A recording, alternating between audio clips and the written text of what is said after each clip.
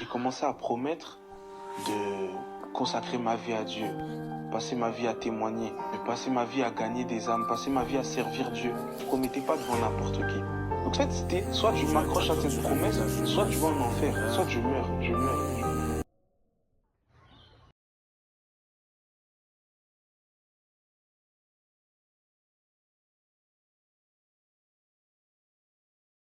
Shalom frères et sœurs, c'est le frère Gabriel.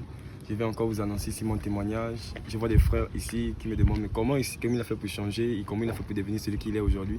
Mais ici, je vais vous présenter mon témoignage, celui que j'étais hier et celui que je suis aujourd'hui. Donc je viens vous présenter ici ma vie et celle qui était mondaine. J'étais un gars qui était vraiment accro à certaines choses comme la fête, l'ambiance, les amis. J'étais accro au vol. J'étais accro à la masturbation, j'étais accro et à tout ce qui était négatif. Et ici, je viens reconforter une personne à dire que Jésus a la capacité de fortifier et sauver une personne. Et si j'étais dans le monde et j'étais sauvé, ce n'est que par sa grâce et par les intercessions de mes parents, les intercessions de mes frères et mes soeurs. J'étais un enfant qui était assidu chrétiennement dans une famille chrétienne, mais je n'étais pas du tout chrétien, mais je m'adonnais à la vie chrétienne déjà au fur et à mesure. Mais le fait d'avoir accepté la parole et que le fait d'avoir accepté la parole et que la parole m'a changé à faire de moi celui que je suis aujourd'hui, ça n'a pas été facile.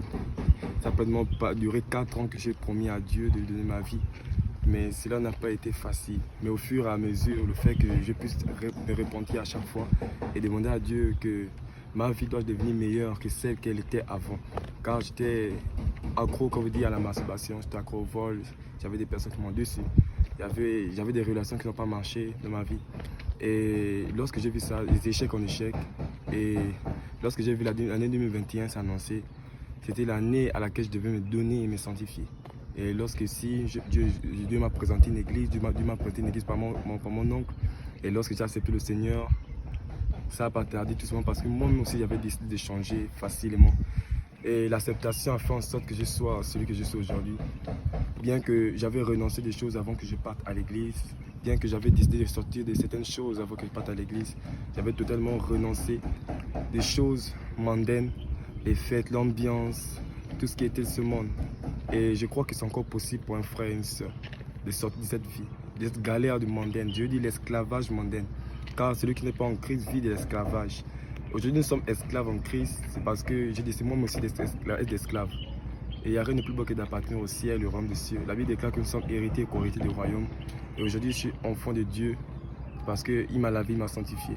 Et le fait d'avoir accepté mon baptême le 26 du 5 mois 2021 dans les eaux et avoir permis que je sois une nouvelle personne, purifiée, sanctifiée, et une personne qui craint l'Éternel, c'est possible aujourd'hui que les enfants de Dieu puissent s'adonner à Dieu.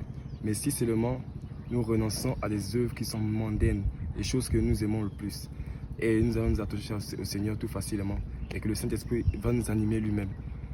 Nous ne pourrons point abandonner le péché si nous ne sommes pas au Saint-Esprit. Le Saint-Esprit viendra simplement prendre place lorsque nous allons parler au Saint-Esprit, et lui-même va habiter en nous, comme la Bible déclare que notre corps est le temple du Saint-Esprit. Et si son corps, c'est nous, et c'est possible que le corps du Saint-Esprit devienne pur de ton corps.